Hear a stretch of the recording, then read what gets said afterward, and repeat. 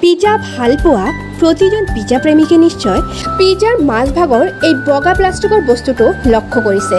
কেতিয়াবা ভাবিছেনে কি এই বগা টেবিলৰ নিচিনা বস্তুটো বা কিয় ইয়াক ব্যৱহাৰ কৰা হয়?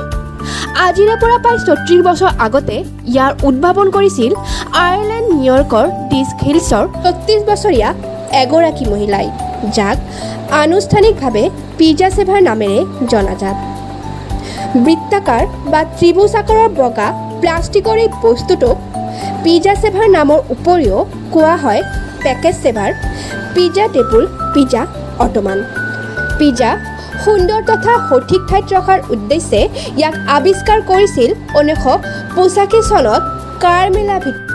1985 চনৰ আগতে পিজ্জা বাকচৰ ঢাকনিবোৰ পিজ্জাৰ লগত লাগি যোৱাৰ এক গুৰুতৰ সমস্যাৰ সন্মুখীন হৈছিল, যাৰ ফলত হতাশ হৈছিল পিজ্জা প্ৰেমিক তথা ডেলিভাৰী মেনসকলো। পিজ্জা বাকচৰ ঢাকনিটোক অধিক শক্তি প্ৰদান কৰি ওপৰভাগ পিজ্জাৰ লগত স্পৰ্শ কৰাত বাধা দিব পৰাকৈ ভিটালে 1985 চনত পিজ্জা প্ৰেমিকসকলৰ বাবে এক সৰল অত্যাৱশ্যকীয় সঁজুলি উদ্ভাৱন কৰে, যাতে পিজ্জাৰ টপিংবোৰ সঠিক ঠাইত থাকে আৰু পিজ্জা ডেলিভাৰী দিয়াৰ সময়ত গ্ৰাহকৰ ওচৰলৈ সঠিক অৱস্থাত ডেলিভাৰী মেনে ডেলিভাৰী দিব পাৰে।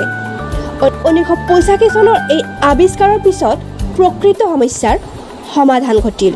পিছত আন আৱিষ্কাৰৰ সমান্তৰালকৈ কাৰমেলা ভিটালাৰ পিজ্জা চেভাৰ সৰ্বকালৰ এক উৎকৃষ্ট আৱিষ্কাৰ হৈ ৰ'ল।